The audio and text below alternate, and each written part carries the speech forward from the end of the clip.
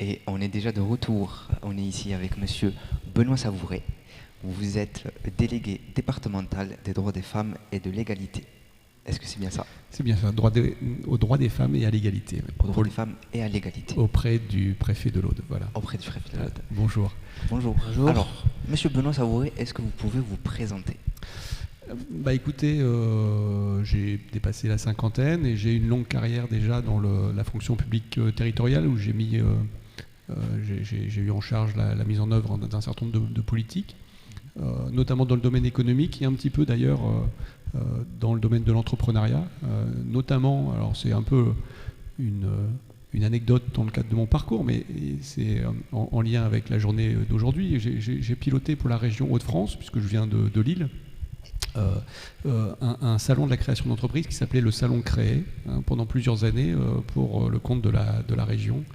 J'ai piloté ce salon qui avait quand même une certaine envergure, une certaine renommée à l'époque. Voilà. En parallèle, j'ai été aussi dans ma jeunesse responsable associatif, notamment sur la question de l'égalité des droits et lutte contre les discriminations. Voilà. Et donc disons que ce mélange de parcours m'a amené à être recruté en tant que délégué départemental aux droits des femmes et à l'égalité. Eh bien écoutez, c'est parfait, c'est très inspirant tout ça. C'est très inspirant. Et vous avez piloté du coup un forum similaire à celui-là, mais dans le Nord, on va dire. Ouais. Est-ce que vous pouvez nous donner une petite comparaison? Est-ce qu'on est pas mal quand même ou c'est mieux dans le Nord ou ici? C'est mieux le Nord. Dites ici s'il vous plaît. Non, c'est ni mieux ni moins bien, c'est différent parce que en termes d'envergure, la ville de Lille et toute la métropole lilloise étaient quand même avec une envergure assez importante, mais finalement, en me baladant dans les allées aujourd'hui, j'ai retrouvé finalement un certain nombre de points communs. Évidemment, du point de vue des porteurs de projets, c'est l'importance de rencontrer le maximum de personnes et de structures d'accompagnement, mais aussi un autre point intéressant, c'est pour les structures d'accompagnement elles-mêmes, c'est toujours ce genre d'événement, l'occasion de se retrouver au même moment, au même lieu, pour échanger, pour mieux se connaître et éventuellement pour faire émerger de nouveaux projets au service de l'entrepreneuriat sur le territoire. Donc, j'allais dire, il y a toujours un double aspect, un double intérêt à ce type d'événement pour les porteurs de projets, mais également pour les acteurs de l'accompagnement et de la création d'entreprises. Bon, ben parfait. Écoutez, les points clés sont ici. Bon, ils sont regroupés. T'avais une question? Oui. Une question au niveau sociétaire. Selon le baromètre BOLT de la société Veuve Clicquot en 2023, donc si on refait un pas en arrière dans l'histoire, Veuve Clicquot, c'est une femme qui était mariée à un chef d'entreprise en 1805. Suite à la mort de son mari, elle décide de reprendre l'entreprise. Il faut savoir qu'en 1805, la seule façon pour une femme de devenir chef d'entreprise, c'est l'héritage, donc de reprendre celle de son mari. 200 ans après, elle a réussi parce que l'entreprise est toujours d'actualité. Seulement 16% des femmes sont des entrepreneurs, tandis que ce chiffre est de 27% pour les hommes. Quelle est votre opinion sur ces chiffres ? Bah, écoutez, il n'y a pas de raison que l'entrepreneuriat soit une sphère à part du reste de la société. Ça a été évoqué, je pense, tout au long de la journée. Il y a effectivement un certain nombre de freins spécifiques qui finalement empêchent les femmes de franchir le pas. Et j'allais dire mon métier, mais aussi des initiatives comme celle-ci, c'est de contribuer finalement à faire en sorte que petit à petit, le chemin est malheureusement beaucoup trop long, finalement cette question ne se pose plus, finalement qu'il y a une forme d'indifférence à la question de savoir si l'entrepreneur, l'entrepreneuse est une femme ou un homme, puisque finalement ce qui importe, c'est que chacun soit en capacité de s'émanciper et j'allais dire de réussir sa vie, comme on dit, ou en tout cas de s'accomplir dans son projet, qu'il soit entrepreneurial ou qu'il soit d'ailleurs dans le domaine associatif, dans le domaine sportif, culturel, politique, peu importe. L'égalité des droits, c'est ça, c'est la capacité qu'on va donner à chacun de pouvoir s'accomplir, s'émanciper et de construire sa propre vie et de se définir finalement soi-même et ne pas laisser les autres nous définir. Oui, c'est sûr. Exactement. Et justement, en parlant de votre rôle dans tout ça, donc vous travaillez à la préfecture. Est-ce que vous pouvez nous en dire un peu plus sur votre, on va dire, votre rôle, votre emploi, votre fonction?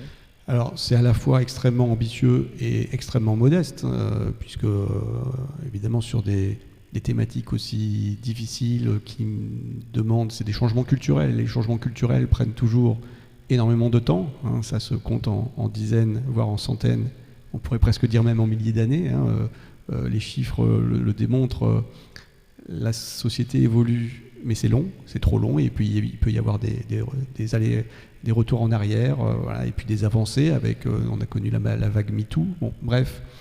Donc, restons modestes, mais en tout cas, mon rôle, c'est de mettre en œuvre sur le territoire du département, sur l'Aude, et ici on est à Narbonne, on est plutôt en ville, mais ce qui est important, c'est que cette politique puisse se diffuser sur l'ensemble du territoire, et même dans les coins les plus reculés du département. J'allais dire, on le voit aujourd'hui, à Narbonne, il y a suffisamment de structures, d'infrastructures pour que les choses avancent d'elles-mêmes ou se fassent d'elles-mêmes. C'est peut-être un peu plus difficile sur d'autres parties du territoire plus rural. Donc voilà, mon rôle, c'est de vraiment veiller à ce que cette politique se diffuse sur l'ensemble du territoire, d'être aidant quand c'est nécessaire, de mettre en relation les personnes quand c'est nécessaire, autour de la politique nationale en faveur de l'égalité femmes-hommes. Rapidement, quelle est cette politique? Je peux la résumer en 4 axes. Le premier axe, et qui est sans doute l'axe le plus important, parce que le plus urgent et le plus dramatique pour les personnes qui sont touchées, c'est la lutte contre les violences, hein, les violences sexistes et sexuelles. Donc ça, c'est le premier axe. Le deuxième axe, c'est de travailler autour de la santé des femmes, hein, avec des problèmes spécifiques. On a beaucoup parlé de l'endométriose, par exemple, mais on peut parler également de la précarité menstruelle. Donc voilà, de favoriser de faire en sorte que ces questions-là, finalement, trouvent des débouchés concrets sur le territoire. Le troisième axe, et là, j'allais dire, on est en plein dedans, c'est l'égalité professionnelle et économique. Hein, et évidemment, j'ai parlé tout à l'heure d'émancipation. Il ne peut pas y avoir d'émancipation pleine et entière si finalement il n'y a pas une égalité économique pour les personnes. Et puis le quatrième axe, qui est un axe un petit peu transversal, qui est un peu large, mais finalement qui est intéressant parce qu'on peut tout faire dans cet axe, c'est ce qu'on appelle la culture de l'égalité. C'est la lutte contre les stéréotypes. Hein, on sait que, si je reviens sur la question d'entrepreneuriat des femmes, il y a un certain nombre de freins qui sont des freins uniquement psychologiques liés à un certain nombre de stéréotypes, hein, qui perdurent. Et voilà, si on ne lève pas ces freins psychologiques, si on ne lutte pas contre les stéréotypes, les chiffres que vous avez évoqués tout à l'heure n'évolueront pas suffisamment vite. Voilà rapidement ce que je pouvais dire sur mes missions. C'est très intéressant. Je voulais revenir, tout à l'heure vous avez énoncé, vous avez parlé d'évolution. Donc nous savons tous que ce forum fait suite à un événement déjà passé similaire, création reprise d'entreprise en 2014, au cours duquel une capsule vidéo a été tournée, où on interrogeait des participants sur l'entrepreneuriat des femmes. Et une femme a souligné que briser les stéréotypes selon lesquels les femmes doivent rester à la maison et s'occuper des enfants était essentiel. Est-ce que vous pensez que 10 ans plus tard, aujourd'hui, ces stéréotypes ont été brisés? Du moins, on s'est amélioré. Je suis quelqu'un de positif et d'optimiste. Donc on peut dire que, puisque d'ailleurs on en parle et que cette question est débattue, c'est que quelque part on avance de ce point de vue-là, mais je l'ai dit à plusieurs reprises, ça ne va évidemment pas assez vite. Et je crois qu'il y a encore des murs à faire tomber sur ces questions-là. Allez, un petit point personnel. J'ai moi-même élevé ma fille, voilà, en tant que père célibataire.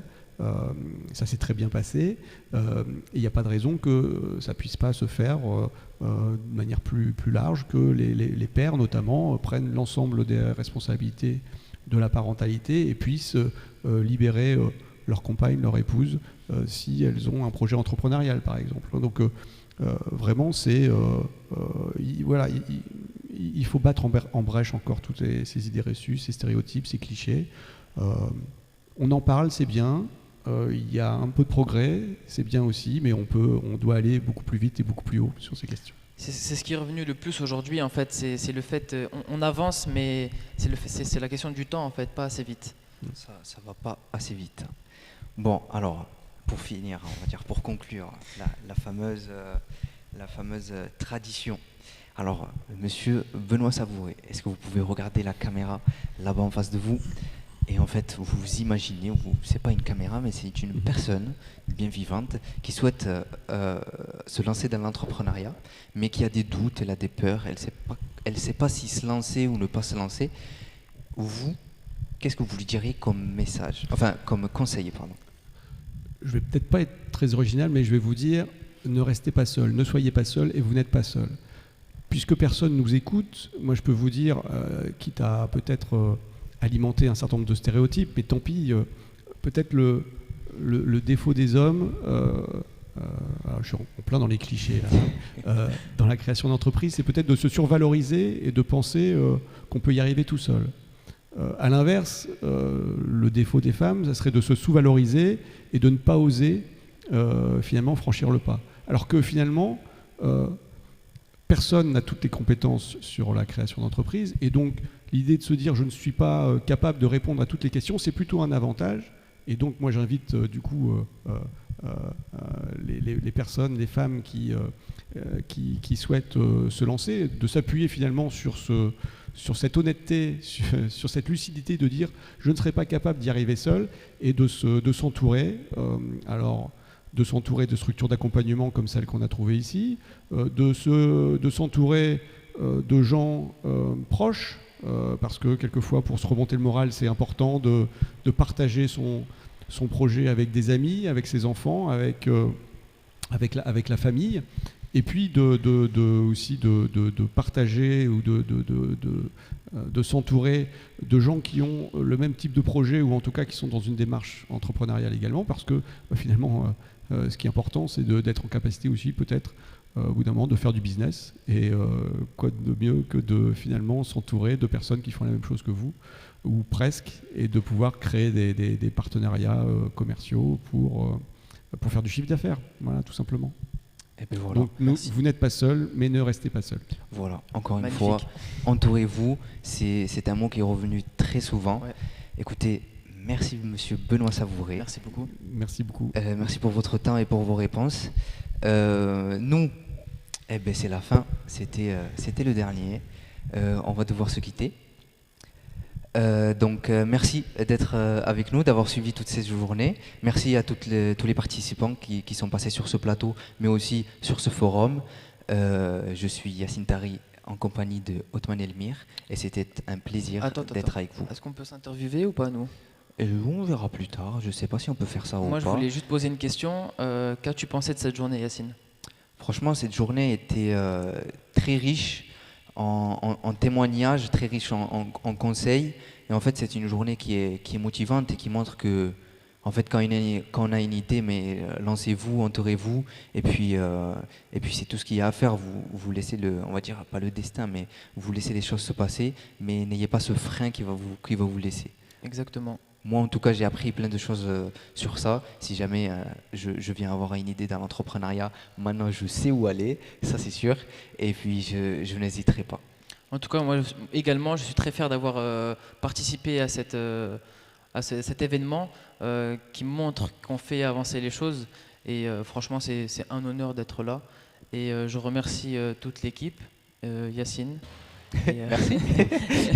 Alexandre à la technique, avec Madame la cadreuse. Ah oui, et Madame la peintre. Ah, ce n'est pas fini, peut-être que vous avez montré son travail. Je ne sais pas. Oui, c'est bien ça. C'est pas fini en fait. Et en fait, on a deux rappeurs qui veulent faire un freestyle. Bien sûr, mais comment j'ai pu oublier Lobo et Coaché qui vont nous faire un petit freestyle. Vous pouvez venir, les gars. Allez-y. On peut les applaudir ou... Voilà, la salle n'est pas très, très remplie, mais on peut les applaudir quand même. Ils vont nous faire un petit freestyle.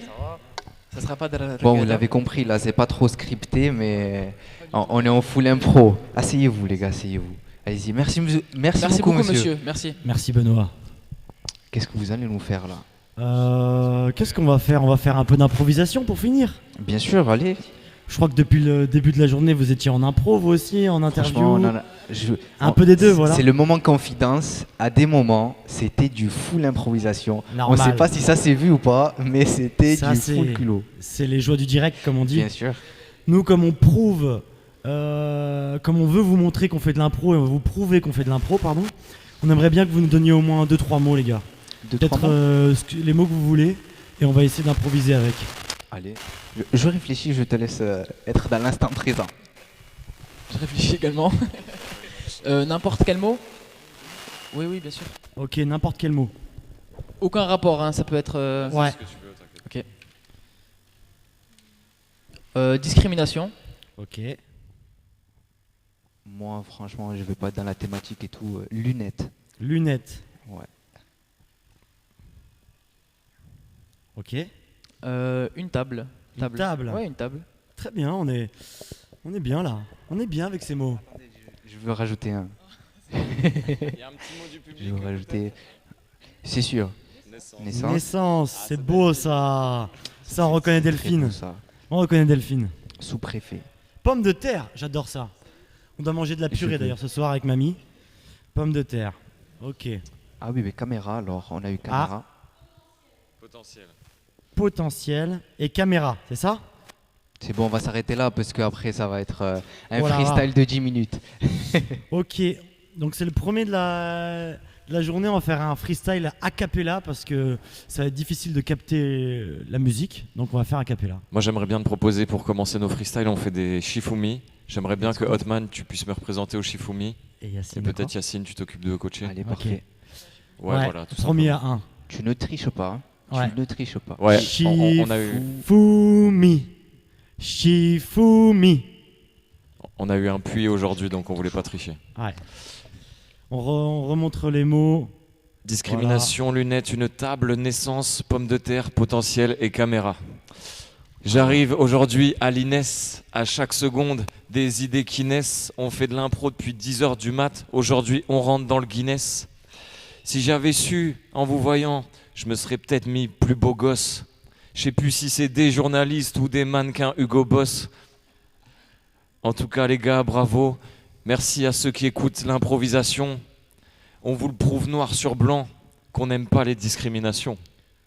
Franchement, Lobo, ça se voit que tu vois plus net. C'est peut-être grâce à son objet magique, c'est les lunettes. Oui, désolé, à cette heure-ci, j'ai peut-être plus trop d'inspi. Peut-être que je suis trop speed. Peut-être que j'ai envie de faire un maximum de bruit pour la dessinatrice.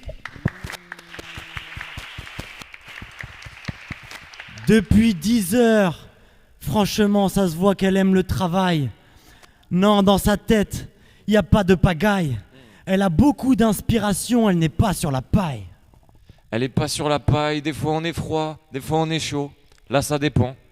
Des fois on est super talentueux, comme Madame Aya Bertrand. Ça je sais que c'est important. On rappe ici. Moi je fais ça pour pas péter un câble. Et là où je me sens bien, c'est quand j'ai un petit verre posé sur la table. Sentons-nous bien avant qu'on sente l'obsolescence. Coacher Lobo, on sera encore chaud même quand il n'y a plus d'essence.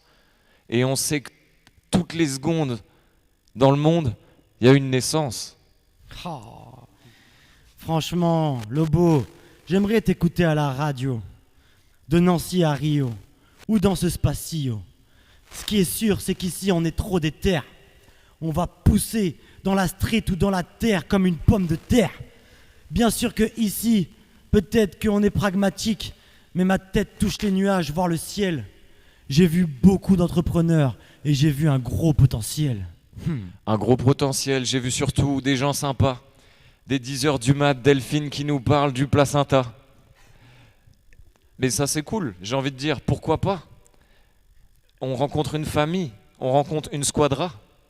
Je suis français, mais des fois je parle italien. J'ai toujours le petit style cool, j'ai toujours la petite rime qui va bien. Et des fois je me lève en plein milieu, même si ça se fait pas. C'est pour faire le petit bisou à la caméra. Oh, attendez, on n'a pas fini. On blague pas de vidéo gag.